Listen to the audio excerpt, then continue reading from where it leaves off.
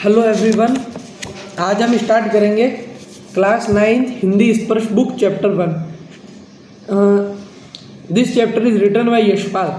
यशपाल का जन्म 1903 के अंदर हुआ, फिर मृत्यु 1976 के अंदर हुई। यशपाल का जन्म फिरोजपुर छावनी में सन 1903 के में हुआ। उन्होंने आरंभिक शिक्षा स्थानीय स्कूल में और उच्च शिक्षा लाहौर में पाई। यशपाल विद्यार्थी काल से ही क्रांतिकारी गतिविधियों में जुटे थे। अमर शहीद भगत सिंह के साथ मिलकर इन्होंने भारतीय स्वतंत्रता आंदोलन में भाग लिया। यशपाल की प्रमुख कृतियां हैं देशद्रोही, पार्टी कामरेड, दादा कामरेड, झूठा सच तथा मेरी तेरी, उसकी बात, सभी उपन्यास, ज्ञानदान, तर्क का तूफान, पिंजड़े की उड़ान, फूलों का कुर्ता, उत्तराधिकारी, सभी कहानी संग्रह और सिंह का वलेकन।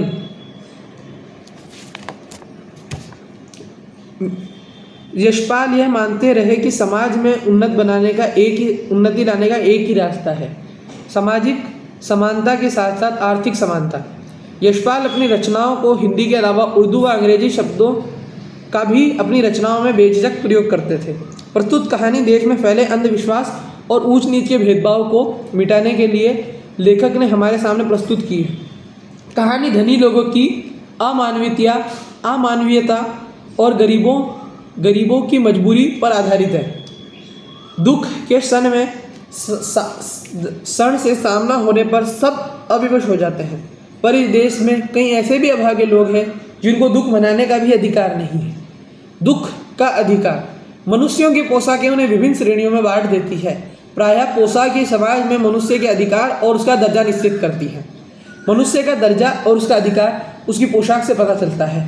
वह हमारे लिए अनेक बंद दरवाजे खोल देती है, परंतु कभी ऐसी भी परिस्थिति आ जाती है कि हमें नीचे झुककर समाज की निचली श्रेणियों की अनुभूति को समझना होता है। इन्होंने आर्थिक स्थिति को समझना होता है। पोशाक ही हमारी बंधन और अड़चन बन जाती है। जैसे वायु की लहरें कटी हुई पतंग को सहसा भूमि पर नहीं गिरे जाने देती, उसी तरह खास परिस्थितियों में हमारी पोशाक हमें झुकने से रोकती है। बाजार में फुटपाथ पर कुछ खरबूजों की डलियों में और कुछ जमीन पर बिक्री के लिए रखे जान पड़ते थे। खरबूजों के समीप एक अधेड़ उम्र की औरत बैठी रो रही थी। खरबूजे की बिक्री के लिए अधेड़ यानी कि 50 साल, परंतु उन्हें खरीदने के लिए कोई कैसे आगे बढ़ता। परंतु ये वाली इमेज है। परंतु उन्हें खरीदने के लिए कोई कैसे आगे बढ़ता। खरबूजे बिक्री के लिए थे, परंतु उन्हें खरबूजों को बेचने वाले तो कपड़ों से मुंह छिपाई सिर को घुटने पर रखे रो रही थी। फफक कर रो रही थी। पड़ोस की दुकानों के तख्तों पर बैठे बाजार में खड़े लोग घृणा से उस स्त्री के संबंध में बातें कर रहे थे। उस स्त्री का रोना देखकर मन में एक व्यथा सी उठी, पर उसके रोने का कारण जानने का उपाय क्या था। फुटपाथ पर उसके समीप बैठ सकने में मेरी पोशाक व्यवधान बन रही थी। एक आदमी ने घृणा से एक तरफ थूकते हुए कहा, क्या जमाना है, जवान लड़के को मरे पूरा दिन नहीं बीता और ये बेहया दुकान लगा के बैठी है।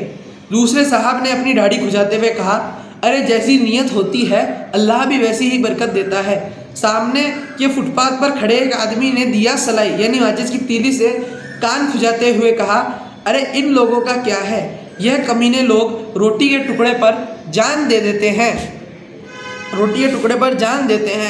इनके लिए बेटा बेटी, खसम लुगाई यानी पति पत्नी, धर्म ईमान सब रोटी का टुकड़ा है। परचून की दुकान पर बैठे लाला जी ने कहा, अरे भाई उनके लिए मरे जिए का कोई मतलब नहीं, पर दूसरों के धर्म ईमान का तो ख्याल करें। जवान बेटे को मरने के पूरे 13 दिन का सूतक होता है और वह वहाँ सड़क पर बाजार में आकर खरबूजे बेचने बैठ गई। 1000 आदमी आते जाते हैं, कोई क्या जानता है कि इसके घर में सूतक है। कोई इसके खरबूजे खा ले तो उसका धर्म ईमान कैसे रहेगा। ये तो अंधेर है। घर में उसकी बहू और पोता पोती थे। लड़का शहर के पास 1.5 बीघा जमीन में कछियारी करता था। लड़का परसों सुबह मुंह अंधेरे, परसों सुबह, परसों एक दो दिन पहले मुंह अंधेरे बैलों में पक्के खरबूजे चुन रहा था। गीली मेड़, मेड़ यानी कि गूगल पे आप सर्च करेंगे तो मेड़ यानी कि ऐसी जहाँ पे मतलब खेती होती है और उसके पीछे मतलब मेड़ के ऊपर जहाँ खड़े हो सकते हैं। गीली मेड़ पर लड़के विश्राम कर रहा था। उसका पैर सांप पर पड़ गया। सांप पर उसका पैर पड़ने से उसकी मृत्यु हो गई।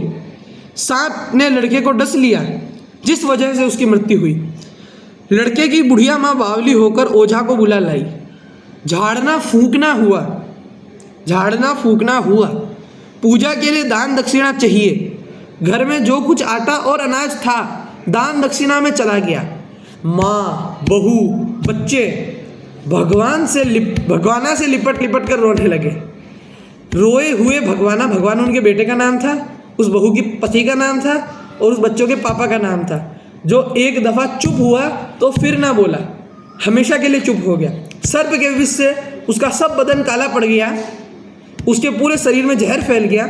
जिंदा आदमी नंगा भी रह सकता है, परंतु मुर्दे को नंगा कैसे विदा किया जाए? उसके लिए तो बजाज की दुकान से नया कपड़ा लाना होगा, चाहे उसके लिए उसकी माँ के हाथों के छन्नी कंगना ही क्यों ना बिक जाए। भगवाना परलोक चला गया। घर में जो कुछ चुना भूसी थी सो उसे विदा करने में चली गई। जो भी दाल चावल आटा अनाज था बुखार से तवे की तरह तप रही थी। बच्चों को उसने खरबूजे दे दिए खाने के लिए, लेकिन बहू को क्या देती? बहू का शरीर तो बुखार से तप रहा था। ऐसी अवस्था में आंसू, बुढ़िया रोते रोते आंखों में आंसू पहुँचते बाजार तक पहुंची, जिस भगवाना के बच्चे बटोरे हुए खरबूजे डलिया में रखकर बेचने लगी। अब ये बिजनेस इस प्रकार किया करते थे कि जब ये इसके बेटा जिंदा था कछियारी किया करता था, तब कछियारी करते समय जब ये कछियारी करने के बाद जब पूरी फसल कट जाती थी, वो फसल बाजार में लेके आया करता था। फिर वो फसल जब बाजार में लेके आया करता था तो वो डलियों के ऊपर डलियाँ जैसे खरबूजों की डलियाँ रख देती थी। फिर उनके ऊपर सौदे के ऊपर कभी माँ बैठ जाती, कभी भगवान। सौदे के ऊपर बैठ जाना यानी मतलब खरबूजे बेचने के लिए। वो 1.5 बीघा जमीन पे कछियारी कराया करता था। 1.5 यानी 1 और आधा। पुत्र वियोगिनी, अब यहाँ पे एक और शब्द आएगा, 2.5 मास। 2.5 यानी 1.5 महीना। फफक कर रो रही थी, सिर पर चादर लपेटे, चादर भी लपेटी हुई थी, सर्दी थी शायद। सिर के घुटने पर टिकाए हुए फफक कर रो रही थी। कल जिसका बेटा चल बचा, आज वह बाजार में चली आई और करती भी क्या, उसके घर में खाने को अनाज भी नहीं था। पुत्र की मृत्यु से दुखी माता की बात सोचने लगा।